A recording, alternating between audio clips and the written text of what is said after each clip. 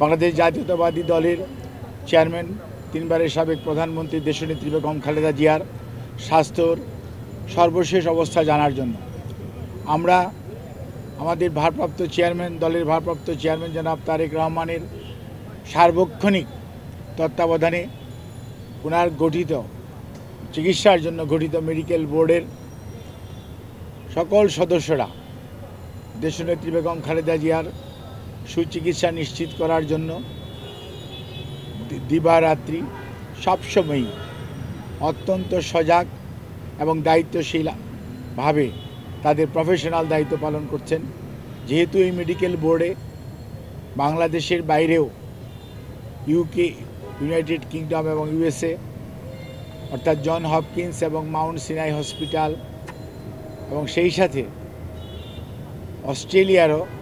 চিকিৎসকরা সংযুক্ত, সেজন্যই আমাদের এই টাইম ডিফারেন্সের জন্য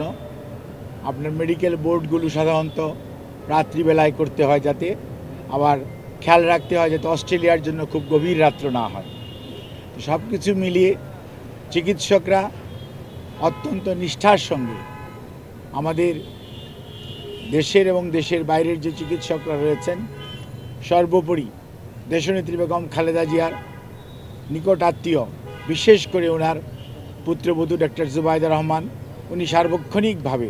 ওনার চিকিৎসার ব্যাপারে তদারকি করছেন এবং ওনার ছোট ছেলের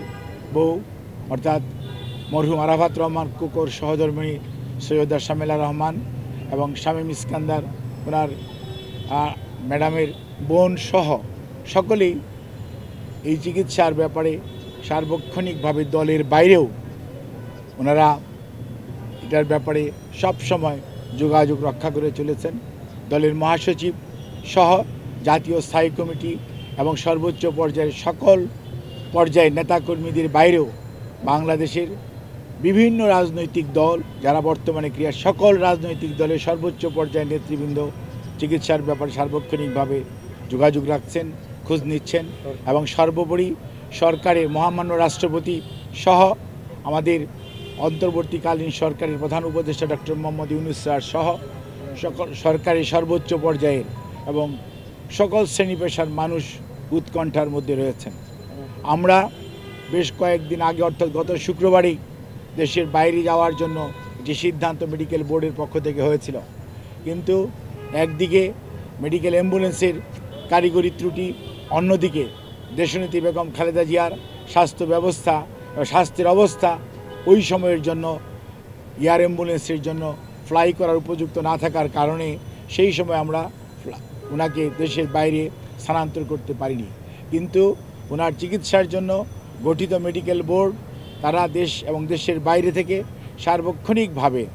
এই যাতে ওনার স্বাস্থ্যের উন্নতি হয় সেজন্যই ওনারা ওনাদের পরামর্শ দিয়েছেন এবং আমাদের মেডিকেল বোর্ডের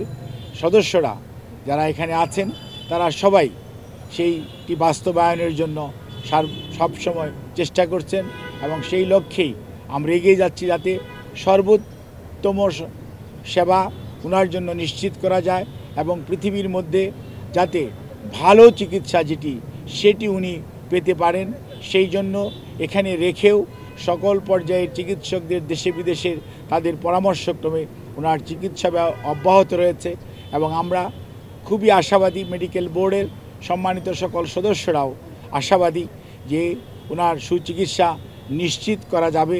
এবং পরবর্তীতে হয়তো ওনাকে যে কোনো সময়ে প্রয়োজনে দেশের বাইরেও নিয়ে যাওয়া হতে পারে। এখনও এই জিনিসটি এই পর্যায়েই আপনাদের মাধ্যমে বলার সময় আসে নাই, কারণ একবার আমরা কথা বলেছিলাম, কিন্তু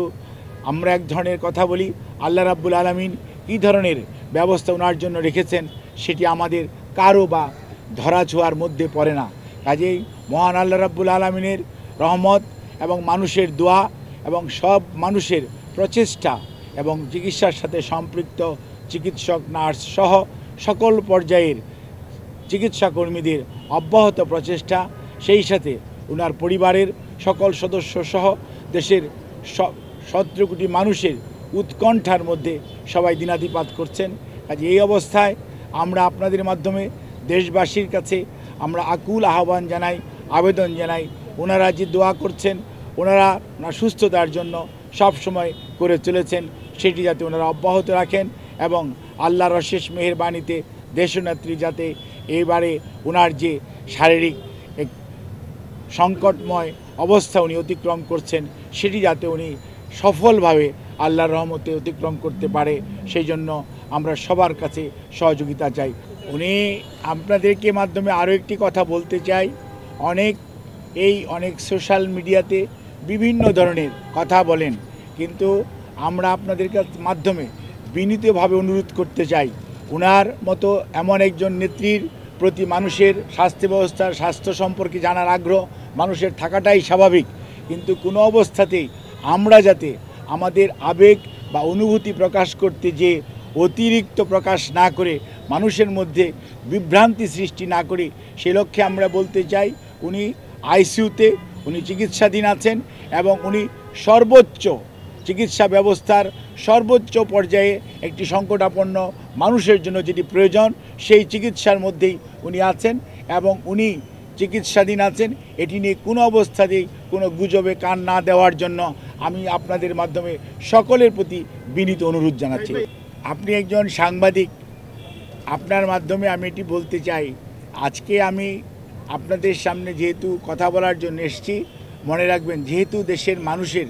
উৎকণ্ঠা আছে, দেশের মানুষের তার প্রতি শ্রদ্ধাবোধ আছে, ভালোবাসা আছে এবং সত্যিকার অর্থে দেশের মানুষ দেশনেত্রী বেগম খালেদা জিয়ার স্বাস্থ্য সম্পর্কে সর্বশেষ অবস্থা জানতে চায়, সেই জন্যই আমরা এসেছি। কিন্তু মনে রাখতে হবে উনি একজন সবার শেষে উনি একজন রুগী, ওনার নিজস্ব কিছু এথিক্যাল রাইটসের প্রিভিলেজ আছে। ইচ্ছা করলেই আমি চিকিৎসক হিসাবে সকল কিছুই আপনাদের কাছে আমি প্রকাশ্যে বলে দেওয়া এটি মেডিকেল সায়েন্সে কোনো অবস্থাতেই পারমিট করে না। তো আপনাদেরকে আশ্বস্ত করতে চাই, ওনাকে যে চিকিৎসা দেওয়া হচ্ছে সেই চিকিৎসা উনি আগের মতোই আমাদের মেডিকেল সায়েন্সের ভাষায় যদি বলি she can continue on maintaining her treatment, এবং ডাক্তাররা যে চিকিৎসা দিচ্ছে সেটি উনি গ্রহণ করতে পারছেন এবং সেটি উনি নিয়ে সত্যিকার অর্থে রেসপন্স করছেন। ধন্যবাদ।